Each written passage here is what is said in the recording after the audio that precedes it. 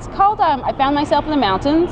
I go by Narkita, my middle name. My first name is Jasmine, and I've always said that like art found me.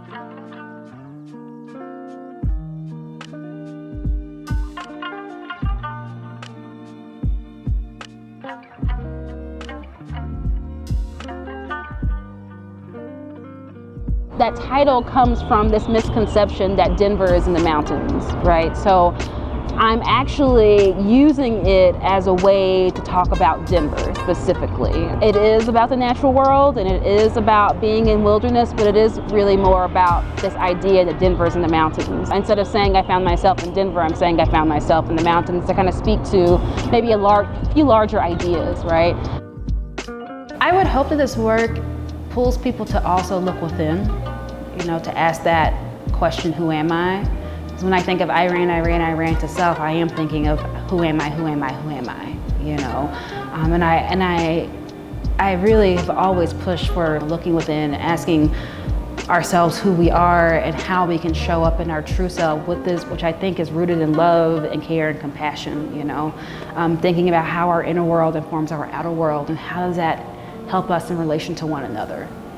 I think Denver was the first place where I experienced this sisterhood, these groups of women and within these different pockets of community who are really showing up for one another.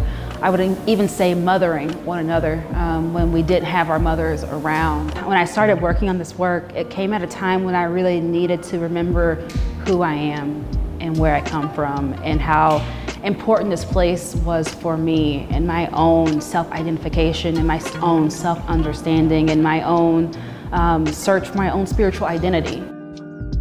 With this show, she's using a lot of different media. She's using traditional things like photography. She's using untraditional things like yoga mat material.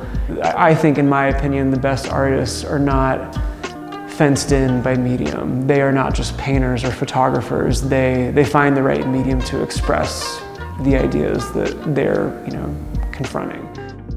When I think about memory, I think about when I turned into myself, what I tapped into, and I think it is an ancestral or cosmic lineage, and a part of turning into myself was also tapping into my roots, as a woman who is a descendant of African enslaved people and also sharecroppers, so connecting with that history is a part of memory and never forgetting, because when we forget, we repeat.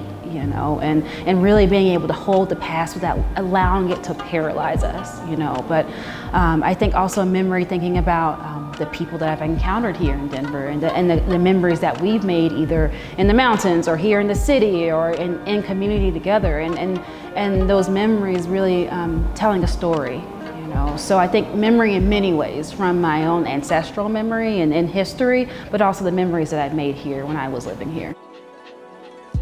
In title, it references the state of Colorado and the Rocky Mountain West, but what it ended up becoming was more of a retelling of her spiritual journey, living in Denver and what she gained from the community that she built here, as well as what she learned about herself.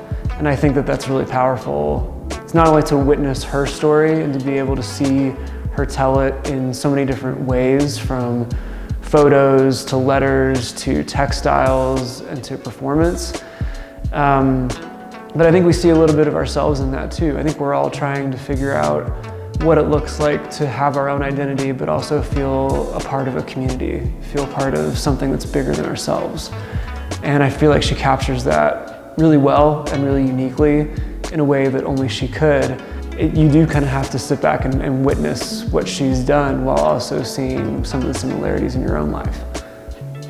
Well, I think I'm definitely in this place where I can speak to some of the ideas coming up, but I actively know that there's things constantly moving and transforming, and I'm constantly reading and researching and thinking about the questions coming up in this work, and thinking about my inner world and thinking about our inner worlds and how we cultivate them and how that shows up in our outer world, and thinking about how we're all interconnected to one another, and thinking about just reimagining something different, imagining a different future.